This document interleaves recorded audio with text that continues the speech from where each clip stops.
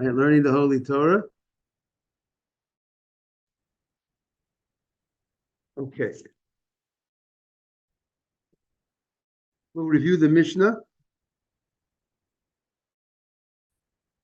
I'm trying to get in.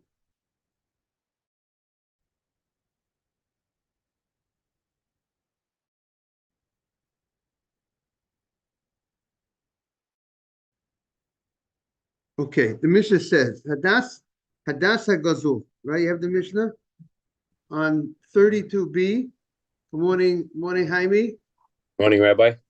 Morning. 32b, 2 on the bottom of the Mishnah. We're going to run through the Mishnah. We had done the Mishnah before, but we're going to run through the Mishnah again.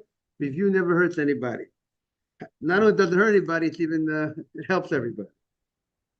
Hadas HaGazul, Hadas that's stolen, of Hayovesh, or Hadas that's dried out, Posul. Dried out, but I looked in Shulchan Aruch, it means it turned white, very similar to the lulav. The lulav turns white. If the Hadas turns white, it lost its green color, it is invalid. Shalashera, it's a certain tree that people used to worship for idols in the land of Israel before the Jews came in. So if it came from that tree, even though it might be the most beautiful Hadas, but if it came from such a tree, it's that use of the Zara, it has to be, it's invalid. Or it came from the city that most of the people committed idols. The people were influenced to go off the derech. The majority if the majority went ahead and worshipped idols, not only the people, those people who worshipped idols have to be killed. All the movable items in the city have to be burnt. So if it was hadassim that were already detached from the tree from such a city, it's invalid since it has to be burnt. We look at it as if it's already burnt, even though it's not yet burnt, missing in size, and therefore, good morning, it will be invalid. Nikdam Rosho, if the top of the hadas was clipped, here's the hadas. If the wood on top was clipped, someone clipped, not that you see what's happening, the leaves are falling off. Not that the leaves fell off. Not that some leaves fell off. If you have majority of leaves, you should be still good technically, even though you want to start with you. Ideally, start with hadassim that are 3 by 3 all the way up. The leaf falls off, one leaf falls off, it's not going to invalidate the hadas. But if you cut the top of the hadas, it's cut on top, meaning you cut the wood, right, Ralph? That would invalidate the hadas. The Mishnah continues, Nivrasu alav. If, let's say, majority of the leaves fall off, if there's more berries, we said about the berries that grow on the hadas. Sometimes there are berries like these, you can call it like blackberries, those type of color berries. It's not a blackberry, but there's certain berries. You have a nice picture in the picture book of these berries that grow sometimes. If they grow, you're supposed to really cut them off before Yom Tov. But if they grow there, so the question is, does it invalidate the hadas? Is it a berry, or is this a hadas that has the berries on it? So it depends. If the majority of the hadas is filled with berries, if they the majority, so they win, it's not a hadas, it's not kosher hadasim. But it says, if there was another mruah me'alav, if there was more berries than the leaves, then we say pasul, it's invalid. But but if you went ahead and before the holiday you went ahead and you cut off those berries, so that's fine.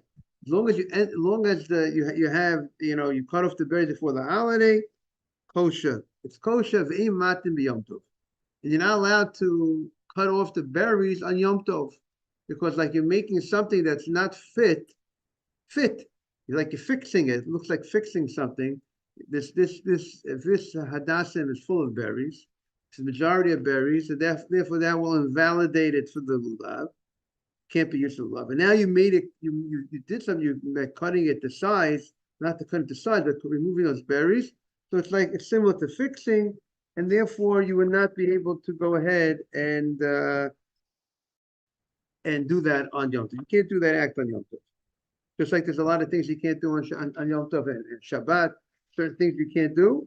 So, right. So I'm saying the same concept that sometimes there's certain things you can't do on Shabbat, like you can't take a utensil and bring it to the mikveh on Shabbat. It's in matvilim with the kelim, because utensil it's not usable if it didn't go to the mikveh. And now you go ahead and what you went to if you bring the utensil to the mikveh on Shabbat, like you're making a utensil a utensil usable, which wasn't usable before. I think what I recall such a thing by utensil. It's the same because it looks like you're making something. So here also it looks like you're making something by going ahead and cutting off the berries. It's like you're fixing something in some way.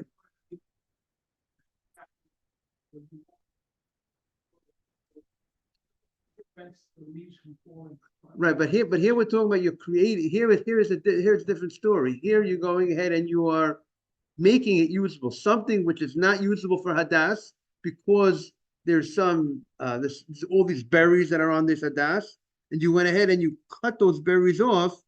So that would be a problem. I'll tell you how the commentary says over here. It says the following. Again, it says, take a look. So there was definitely a comment.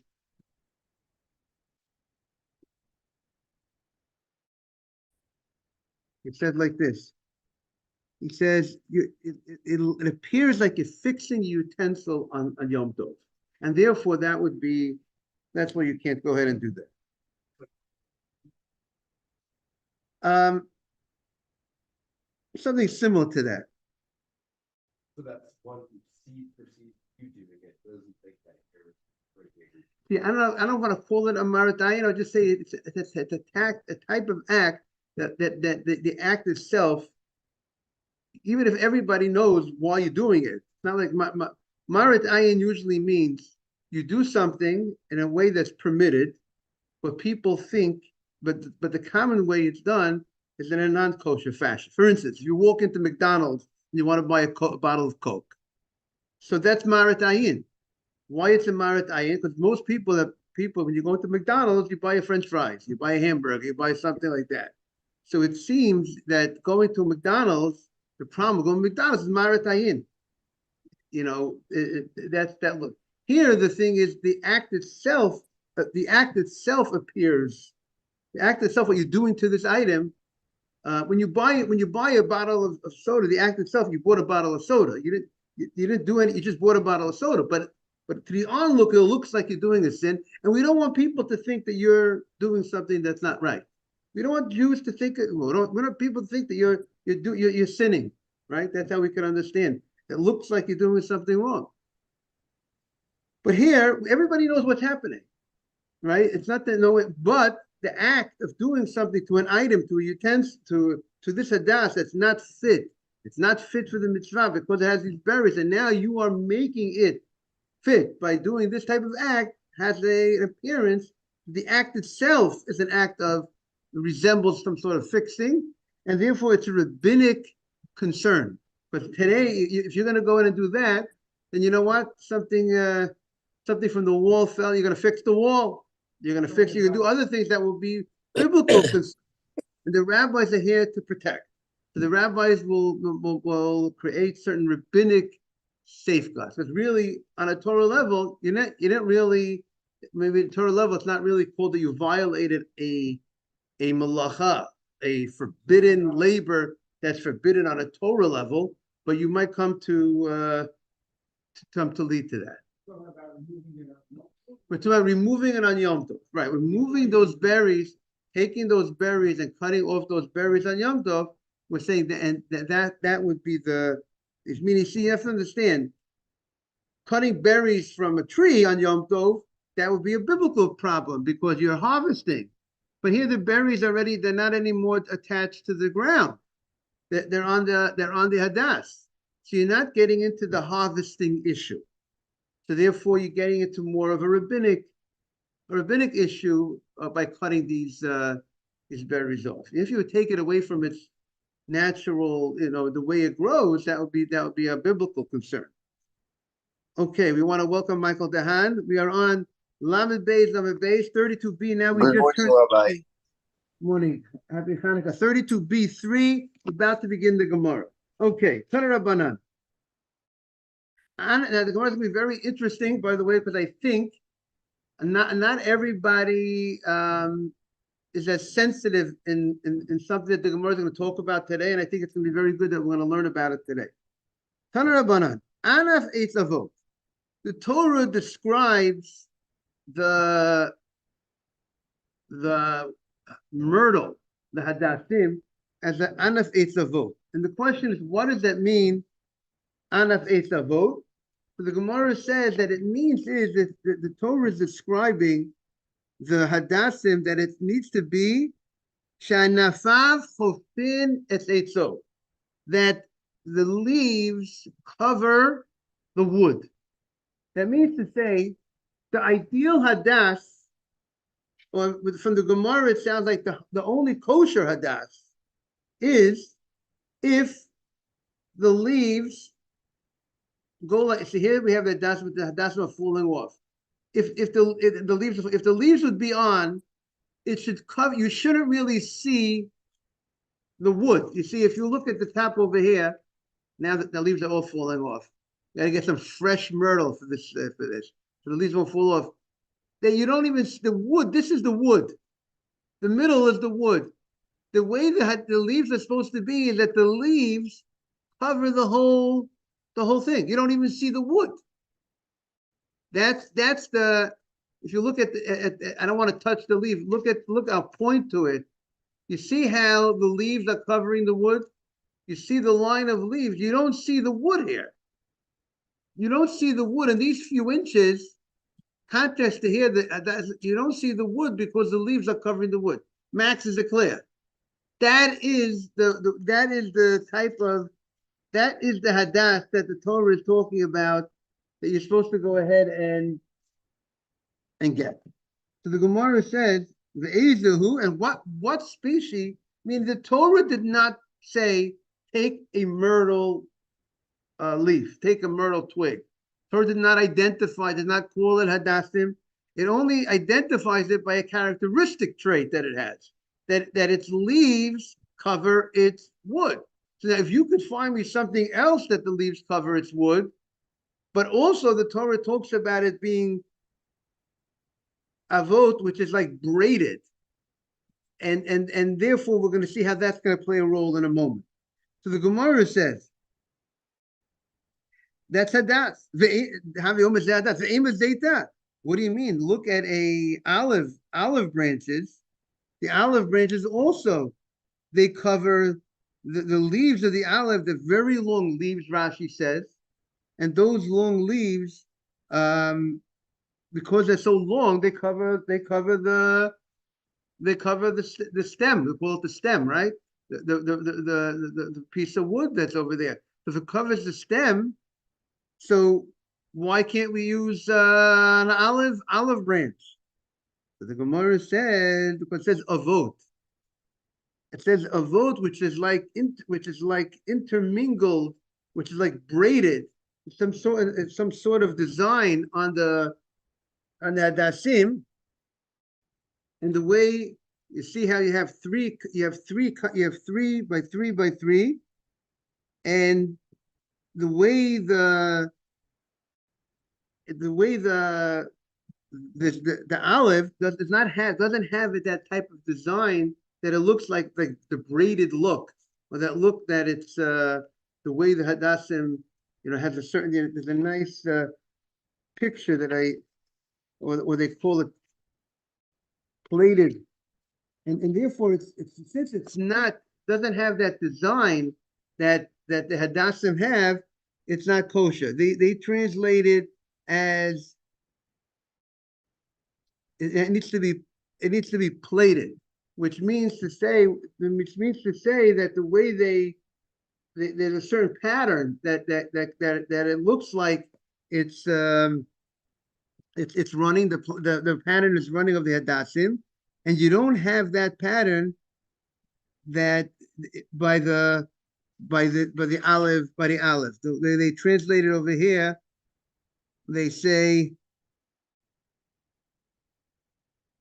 it needs to look like parts of a chain that that and they don't grow like that by this what do you call it, by the olive, and therefore you see how it comes up, the intermingled, how the design of the hadassim, and therefore it's not, they don't have this by the olive. Rabbi, Yes, so the Torah didn't specifically said hadas. They never said, or it never hadasa said hadassim. or Right. It only identified. What do you say? What do you say, Mike? he didn't say so he never said etrog, he never said lulav, he never said any of the species. He just gave us what it needs to look like, what it needs to be, correct? So when it comes, so you're right about, but etrog. You're right about etrog. It's called a pre-Eitz hadar. It calls it a beautiful fruit. Does not identify the etrog. You're right about that. The hadassim. It says anaf eitz avot. It says that it did not. It only identifies it with two character traits. That the leaves should cover the leaves should cover the Branch. stem, the branch, and also it should be plated. It should be a certain type of design that that it And has. Aravaito. And that the Arav of the Torah says Arve Nachal, which seems to be more describing that we'll see more in the Gemara. It's willows of the brook, things that grow by the brook. So therefore, it's we'll see more about the Aravot, and and the lulav says kapot tumarim. So there it identified a little more by kapot tumarim, which is by more of a date tree. But we saw, we saw in the Gemara earlier that date tree might not refer to specifically dates. They grow dates. It might be other type similar trees that are also called tamarim, kapot tamarim. So it's interesting that the Torah did not identify, morning Michael, exactly the type of species to fulfill, the mitzvah in a very clear fashion. And I think it also shows us, Michael, that the Torah was given with an explanation, meaning there's something called the written law and the oral law. You can't understand the Torah you can't know how to perform the mitzvah of a lulav, what are the four species, without having the oral law to really identify what they are. You can't. You don't know what is an anaf eitz avot? What is this thing that's plated, that has this design, that's covering its stem? What, name that tune? What is that pre-Eitz hadar? What is that beautiful fruit? What is that beautiful fruit? Is it a pomegranate? But by having the oral law, that tells us, you know what? Hashem gave an explanation. This is what it is. It has to be. It's hadassim, and therefore the Gemara is showing us that you'll see from the pasuk itself, from the oral law itself, from the verse itself, you need commentary to we could show you how it's alluded to in the pasuk. We could see from the verse itself. We could try to see, what fits that quality. But you need the oral law to clarify. What does this mean? Anaf eitz avot. What does that mean? And so the Gemara says. The Gemara continues. Mr. Silverman, Michael, we are on 32b, 32b3. So the Gemara says, and see, Rashi says, like plated, that it means that they're like riding on top of each other. Like you see how you have three on top of three on top of three on top of three. It's like a very organized design. That's how the Torah wants hadassim to be. So it says something that has this design. So we see that's how the Torah wants by the hadassim. So the Gemara says, okay, the ema dulva. The Gemara says, the dulva has that type of plating. It is plated. So maybe, now what is the dulva? So some translate the dulva is the chestnut. And the chestnut branch has something, now this is how Rashi learns for the chestnut. Tosfos takes issue because he says he doesn't see that the leaves of the chestnut are plaited at all. He doesn't see that they run in some sort of type of pattern like that. So it's some other plant, other stem that the Gemara says. How do you know it's referring to the? Where do we see from the verse itself that it refers to the myrtle? Maybe it's the chestnut. So the Gemara says, but it's the chestnut doesn't have some other quality. What other quality? Be'inan enough of chofan say it's veleka. We need that the leaves have to cover the stem. So the chestnut, it doesn't cover it completely. You have spaces in between by the chestnut that the stem is revealed. And therefore, or whatever that branch that the Gemara is referring to, therefore it's not the myrtle branch. And therefore it will not be kosher. The leaves have to overlap, have to cover the stem. Correct. So the Gemara says, Ve'imor hirduf. What about the hirduf? The hirduf branch, it has both that it's braided, and it's not only braided, it also covers it has this pattern. It covers the pattern of the leaves on top, going like a line of leaves going on top of each other, and it covers the stem. So the Gemara says an amazing idea that we've had before in this Gemara, which I think should be publicized.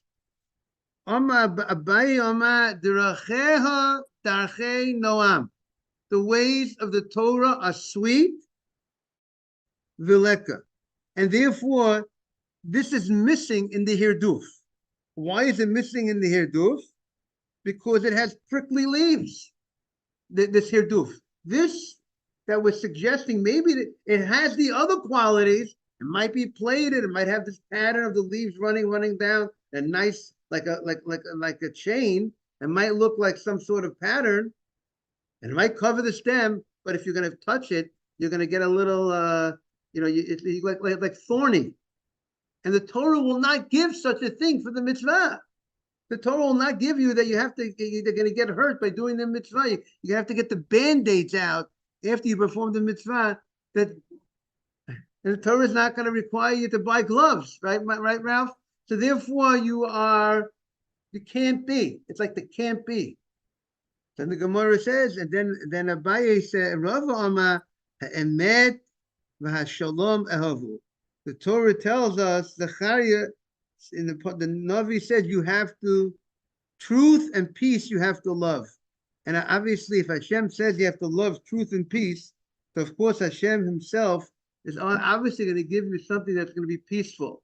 And therefore, he's not going to tell you to take something that's going to be harmful, that you could get hurt by doing it with prickly leaves. You should know, we talk about peace. Rashi says the idea of Shalom Bayit, of lighting candles on Friday before Shabbat, the Gemara says because of Shalom Bayit. And it's interesting, the Gemara says if you have only enough money for one candle for Shabbat or one candle for menorah, and now the menorah candle light you don't use for personal use. The Shabbat candle you use for personal use. You can't use the menorah for personal use to enjoy the light. Meaning enjoy the light to be able to see things, to illuminate the room, to be able to see. You can't use the menorah for personal use. The Shabbat candle you could use for personal use. So the Gemara says the Shabbat candle wins. If you only have enough money for a Shabbat candle or a menorah, you do Shabbat. Why? Even though menorah is pursuing the Yisrael, even though menorah you're publicizing a miracle, but the Shabbat candle is there to create Shalom Bayit. It's to create peace in the house. Now, what's the peace in the house that the Shabbat candle creates? So I think Rashi explains, but you won't fall as a result of having the lights on. As a result of having the Shabbat candle in the old days, you need the Shabbat candle to be able to see where you're going. You can't light a fire Friday night. In Shabbat day, you'll be good because you have the lights. Hashem turns on the lights with the sun. But Friday night, how do you make sure you don't fall in the house? If you fall in the house, it's not going to be tranquility. It's not going to be peace. Therefore, the rabbi said you light a candle every Friday before Shabbat. Therefore, that will be tranquility in the house. Okay, so that's the Gemara. So now the Gemara continues. Tana Rabbana. Rabbi, Yeah. what do you do if you have like the candles, but on Friday night you light the menorah first, and then you find out there is no more candles left for Shabbat? Okay, so now the question is what to do, right? Yeah. Okay, so you got to go to a neighbor and get a candle, get a light. What can I tell you? Or manage your candle situation. Right. Okay. Tana Rabbanan. Rabbi, can't you just Kalua- say the beracha? Rabbi, can't you say the beracha on the candles? I mean, the Right there candles that are lit. If you don't have any more Shabbat candles and Hanukkah, you could say Darik Nasha Shabbat on the menorah. I don't think so, because the menorah candles are there for mitzvah. We have no right to use the menorah candles for personal use. Maybe But maybe b'diavad for Shabbat. I don't think you can't use it. What I would say is, what you could do? Maybe take the shamash from the menorah candle. The shamash is able to be used for personal use. That's why you have the shamash. Why do you have the shamash? The shamash is the extra candle.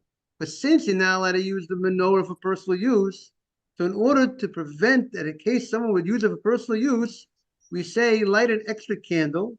So in case you ever have benefit from the light, personal benefit, to be able to see certain things, at least you'll say you're benefiting from the shamash. So I would say in that case, in Yosef's case, take the shamash from the menorah and say the bracha lahadik nesha Shabbat on that candle. Maybe And what if blow you it have out. two candles only? What do you say? If you have only two candles.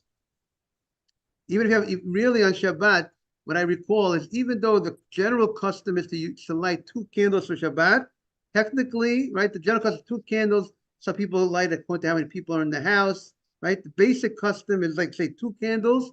But if technically you can fill the mitzvah with one candle, created light in the house. It's only we use two candles on Shabbat because of the idea of Zochar v'Shamar, of the 10 Commandments. Hashem said Zochar and Shamar in one breath and at one time. But technically, you can fulfill the mitzvah of Shabbat candles with one candle. So therefore, Yosef, if you started with two, so if you had, but I'm saying, if the menorah had two candles, if one was the shamash and one was not the shamash, the other possibility might be to say, if the question would be, since the menorah only needs one candle according to the basic law, and we do mahadim and ahadim, we add every night an extra candle.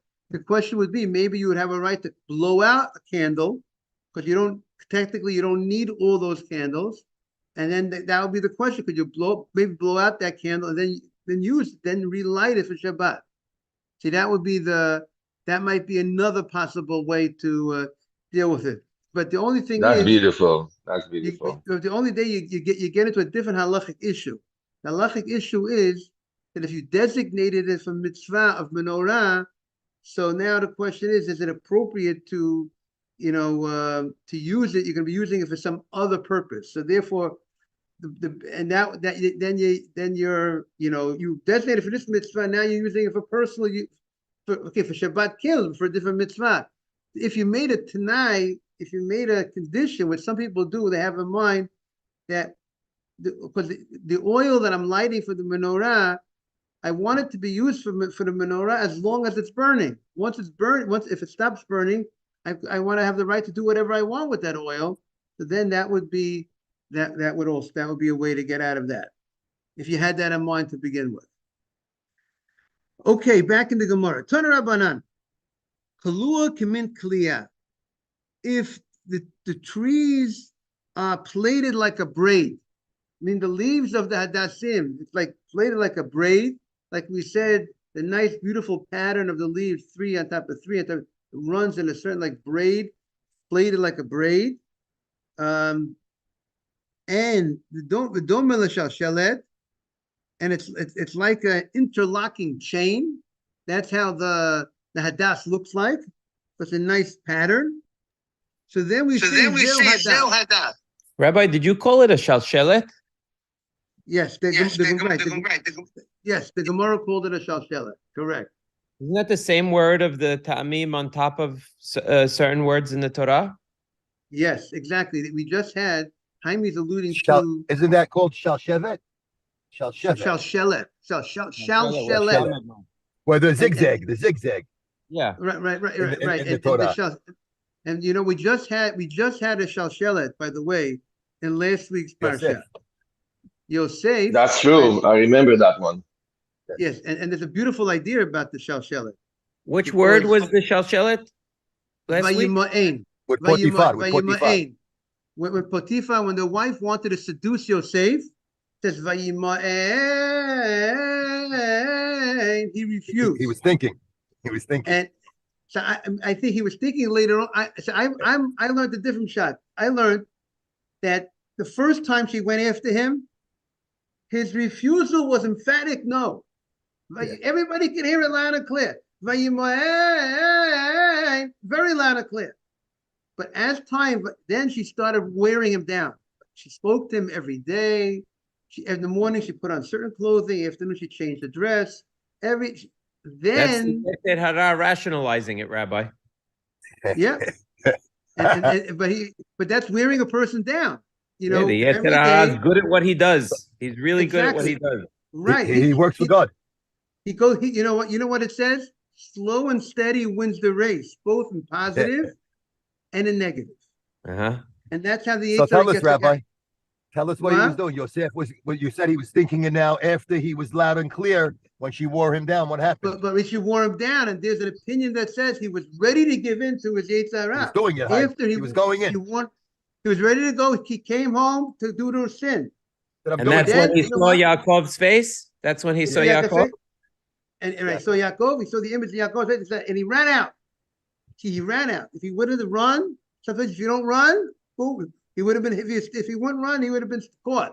So the shalshelet is on the word vayema'en? Correct. And shalshelet, meaning like a chain, that someone will explain that the reason why the shalshelet ta'amim is because Yosef the question was he going to cut that chain? Was he going to, ruin that chain of losing Shavatim, losing the Shavatim, losing the future, that chain, the interlock?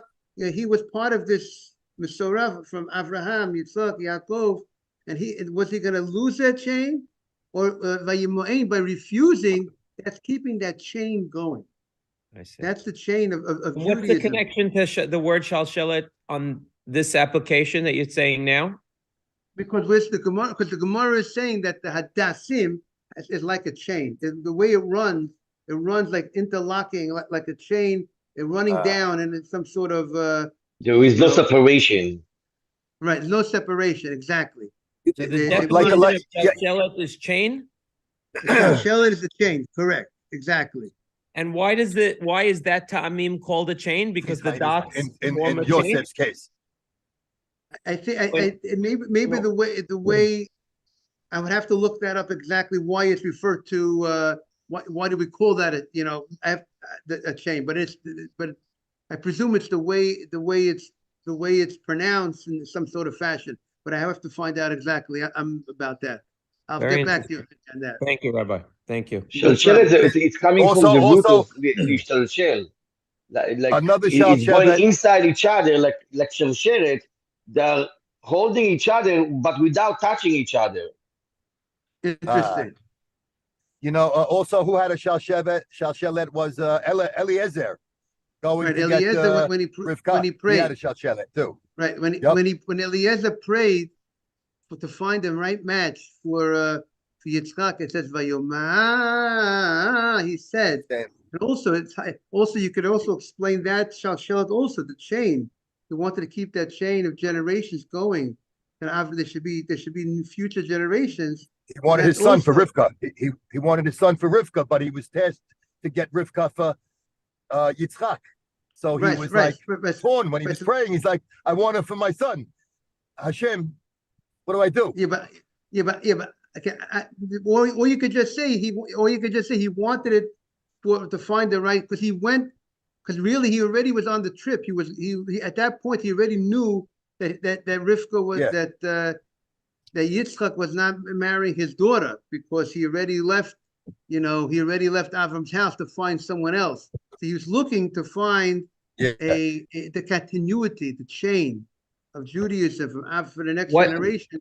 What Yosef said a minute ago, he said it's a connection but without touching. Is that the symbolism? Is that the definition of why the shalshelet looks like dots that don't touch each other? Is that what you meant, Yosef? What you said before? Yes, exactly. You know that because if you think about it, the leaves of the seam, they are overlapping each other, but they don't touch each other. And the shalsheret, okay, is also the kind of over each other. They are inside each other, but they don't touch each other unless you tight the shalsheret. Because if you look at the ta'amim, it's exactly what you're saying. They're dots that don't touch each other, but seem like they form a chain. I'm just trying to draw the connection to what you said, to what I remember seeing in the ta'amim. I think in the ta'amim, it's actually like a zigzag going up. It's like an arrow, zigzag, like a Z. Right. That's right. Yeah. That's right. Okay. What happens is he was thinking to go one way, and then he thought to go another way. That's what the shalshelet is. That he was thinking to go one way, and then he reversed.